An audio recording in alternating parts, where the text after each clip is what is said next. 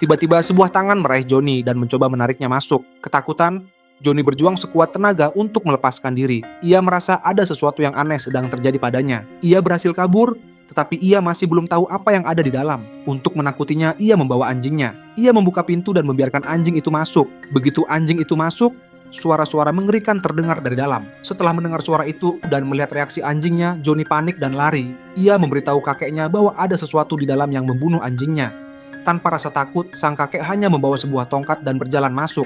Begitu sang kakek masuk ke dalam, suara-suara aneh itu terdengar lagi. Merasa ada yang janggal, Johnny memanggil kakeknya. Saat ia membuka pintu, ia melihat kakeknya dalam kondisi mengerikan. Ia mencoba menariknya keluar, tetapi tidak berhasil. Dengan ketakutan, Johnny menutup pintu rapat-rapat, menguncinya dengan rantai, lalu berlari mencari bantuan. Polisi datang dan mulai membuka pintu. Johnny mencoba menghentikan mereka, memperingatkan bahwa itu berbahaya. Tetapi seorang polisi wanita menjadi curiga. Ia mengira Johnny sengaja mengurung kakeknya di dalam. Johnny memohon agar ia berhenti, namun polisi wanita itu mengabaikannya. Begitu ia membuka pintu, sesuatu menyerangnya. Ia mencoba menembak, tetapi tangannya terpotong. Melihat itu, Johnny pun berteriak ketakutan. Saat itu juga seorang pengganggu sekolah muncul dan mulai memukulnya. Mereka sempat bertengkar sebelumnya karena si pengganggu sering mengusik teman dan pacarnya. Johnny memperingatkannya, "Pergilah atau kamu juga akan mati." Tetapi pengganggu itu tidak peduli dan terus memukulinya. Tiba-tiba teman pemuda itu yang bernama Robert muncul. Ia mengambil pistol polisi dan berkata, "Lepaskan dia." Namun si pengganggu menjawab, "Kau tidak akan berani menembak."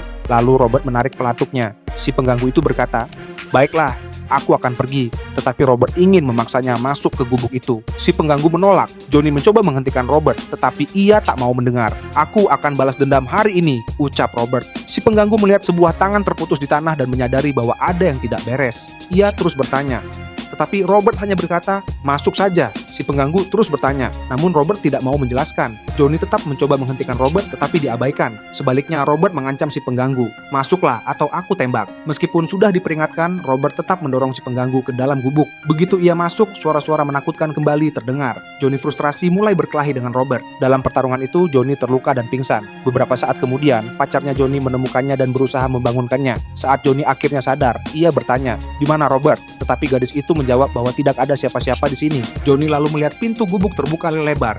Ia segera berlari dan cepat-cepat menutupnya.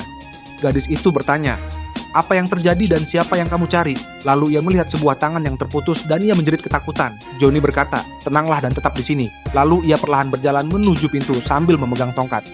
Ia menarik napas dalam-dalam dan dengan hati-hati membuka pintu. Gadis itu melihatnya dengan ketakutan. Ketika Johnny melangkah masuk, apa yang ia lihat membuatnya tidak bisa berkata-kata.